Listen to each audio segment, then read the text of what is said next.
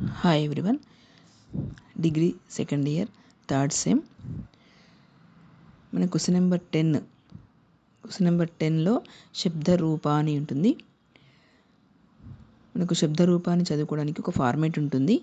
ఈ ఫార్మేట్ నేర్చుకుంటే మనం శబ్దాలు ఈజీగా రాయిస్తుంది. మనకు శబ్దాల్లో పుంలింగ్ శబ్దాలు, స్త్రీలింగ్ శబ్దాలు, నపుంసకలింగ్ శబ్దాలు ఉంటాయి. మనకు పుంలింగ్, స్త్రీలింగ్ శబ్దాలు ప్రాక్టీస్ చేసుకుంటే సరిపోతుంది. మన క్వశ్చన్ పేపర్లో 4 ఇస్తారు. 2 శబ్దాలకు ఆన్సర్ రాస్తే సరిపోతుంది. Each one 7.5 marks. 2 రాస్తే 15 మార్క్స్. ఓకే, ఫస్ట్ ఫార్మేట్ చూడండి. విభక్తిః ప్రథమా విభక్తి, సంబోధన ప్రథమ, ద్వితీయ, తృతీయ, చతుర్థి, పంచమి, షష్ఠి, సప్తమి. ఈ విభక్తులు ప్రాక్టీస్ చేసుకోవాలి. నెక్స్ట్ ఏకవచనం, ద్వివచనం, బహువచనం. మనకు ఫార్మేట్ చూడండి. ప్రథమా విభక్తి ఏకవచనంలో శబ్ద, మనకి ఏ శబ్దం అయితే ఉంటుందో ఆ శబ్దం రాయాలి. ప్రథమా విభక్తి ద్వివచనంలో ఔ శబ్దానికి చివరన ఔ అని యాడ్ చేయాలి. ప్రథమా విభక్తి బహువచనంలో శబ్దానికి చివరన అహ అని యాడ్ చేయాలి.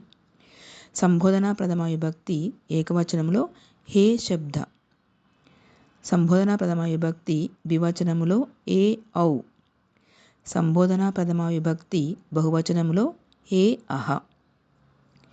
ద్వితీయ విభక్తి ఏకవచనంలో ము, ద్వితీయ విభక్తి ద్వివచనంలో ఔ, ద్వితీయ విభక్తి బహువచనంలో అహ.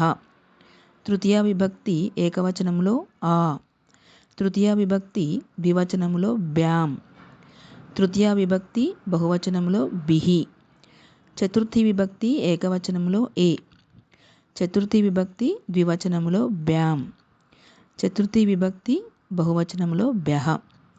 పంచమి విభక్తి ఏకవచనంలో అహ, పంచమి విభక్తి ద్వివచనంలో బ్యాం, పంచమి విభక్తి బహువచనంలో బ్యహ.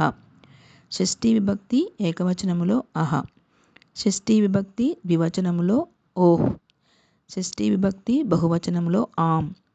సప్తమి విభక్తి ఏకవచనంలో ఈ, సప్తమి విభక్తి ద్వివచనంలో ఓహ్, సప్తమి విభక్తి బహువచనంలో షు, క్షు, సు. దీంట్లో ఏదన్నా ఒకటి యాడ్ చేయాలి. ఓకే, ఇది మనకి ఈ ఫార్మేట్ నేర్చుకుంటే సరిపోతుంది. ఈ ఫార్మేట్లో మనము శబ్దము ఏదైతే శబ్దం ఇస్తారో ఆ శబ్దానికి చివరన ఈ ఫార్మేట్లో ఉన్న వర్డ్స్ యాడ్ చేయాలి. ఏ శబ్దం అన్నా మనం ఈజీగా రాయొచ్చు. ఓకే, ఫస్ట్ ఎగ్జాంపుల్ ఒకటి చూద్దాం. ఇక్కడ ఫస్ట్ చకారాంతః పుంలింగః జల్ముచ్ శబ్దః. మనకు ఈ జల్ముచ్ అన్న శబ్దముకు వచ్చేస్తే జల్ముక్ అవుతుంది. మనకు శబ్దం ప్లేస్లో జల్ముక్ అని రాయాలి. రిమైనింగ్ జల్ముచ్. ఫస్ట్ విభక్తులు నేర్చుకోవాలి. ప్రథమ విభక్తి, సంబోధన ప్రథమ, ద్వితీయ, తృతీయ, చతుర్థి, పంచమి, షష్ఠి, సప్తమి. నెక్స్ట్ ఏకవచనం. ప్రథమ విభక్తి ఏకవచనం ద్వి, బహు. జల్ముక్, శబ్దం జల్ముక్ కాబట్టి జల్ముక్ రాయాలి. జల్ముక్, జల్ముచౌ, జల్ముచః. సంబోధన ప్రథమ విభక్తి ఏకవచనం, ద్వివచనం, బహువచనం. హే జల్ముక్, హే జల్ముచౌ, హే జల్ముచః. ద్వితీయ విభక్తి జల్ముచం, జల్ముచౌ, జల్ముచః. తృతీయ విభక్తి జల్ముచా, జల్ముగ్బ్యాం, జల్ముగ్భిః. చతుర్థి విభక్తి జల్ముచే, జల్ముగ్బ్యాం, జల్ముగ్భ్యః.